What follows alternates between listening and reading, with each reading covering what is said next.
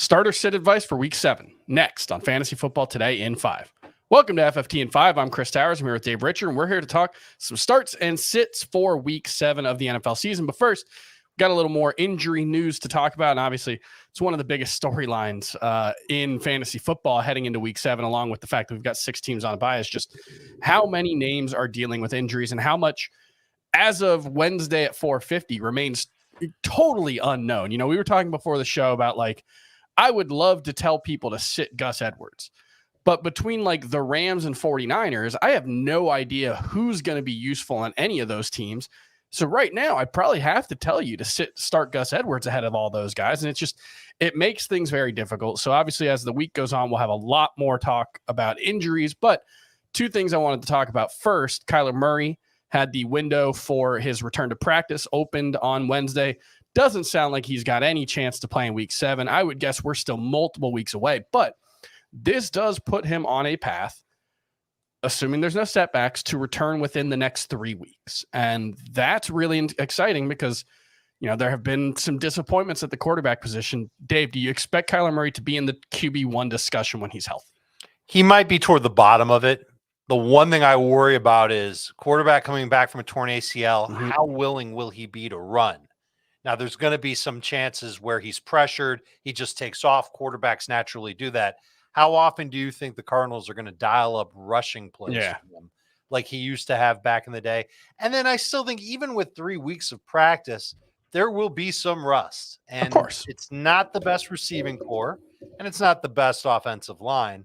So I can't look at Kyler Murray and say, oh, yeah, that's a guy who's going to save my fantasy season. He might have some good weeks, but I almost wonder if this is eventually going to be an audition for him. If the Cardinals really end up stinking this year, he could end up on a different team starting next year.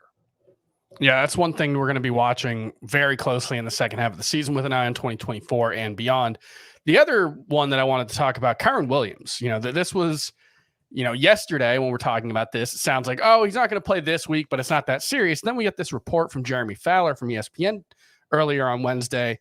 He's expected to miss multiple games, but should be back at the latest after the week 10 bye. Well, you start to think about it's week 7, week 8. All right, multiple games, assume he misses those.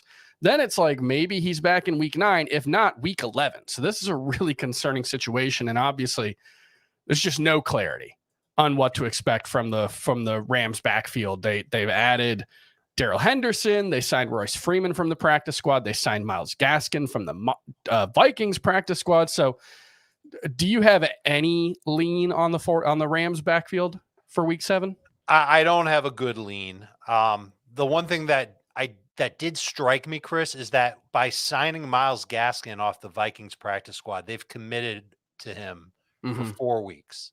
This isn't like a typical situation where a player's on the practice squad, he can get elevated, he can go back to the practice squad. No, he's on the active roster for the Rams for at least the next 4 games. So I think what they might like about Gaskin is that he's familiar with their scheme. Yeah. Not only is it the same type of scheme that they run in Minnesota, it's basically a version of the scheme that they run in Miami, which is also a scheme that they run in San Francisco. It's a scheme that a bunch of running teams use. So I think that might help him get on the field a little bit sooner. And we've seen flashes from Gaskin before.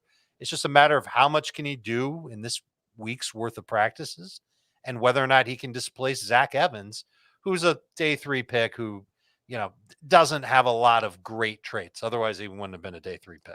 All right, let's talk some starts and sits. And the first one we're going to talk about is Thursday night. Trevor Lawrence, as of Wednesday afternoon, is officially questionable for this game. He sounded optimistic when asked if he's going to play. If he does, are you starting him this week?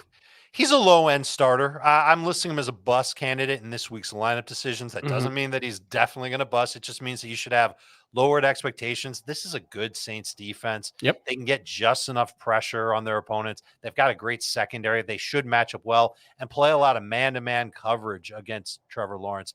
I don't know if I can count on him for 20 fantasy points, which is something he's done once this year. All right, let's talk about Alexander Mattison, who's got a very tough matchup against the 49ers, but obviously he is a starting running back who has a locked-in role.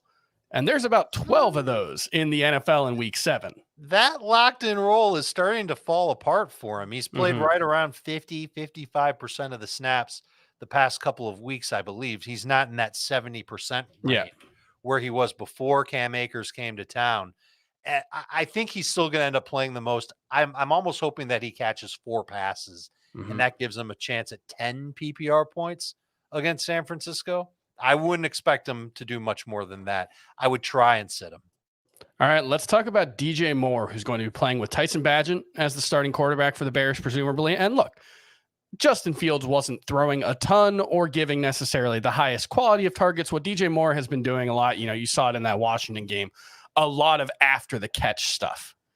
Are we starting DJ Moore with a backup quarterback starting for the Chicago Bears? You start him with wide receiver 2 expectations, and I still believe that he will see the most targets of anybody in this offense, and they're taking on Las Vegas. And though that pass rush is probably going to be in Bagent's kitchen quite a bit, I still can't help but think that Moore can make some things happen down the field.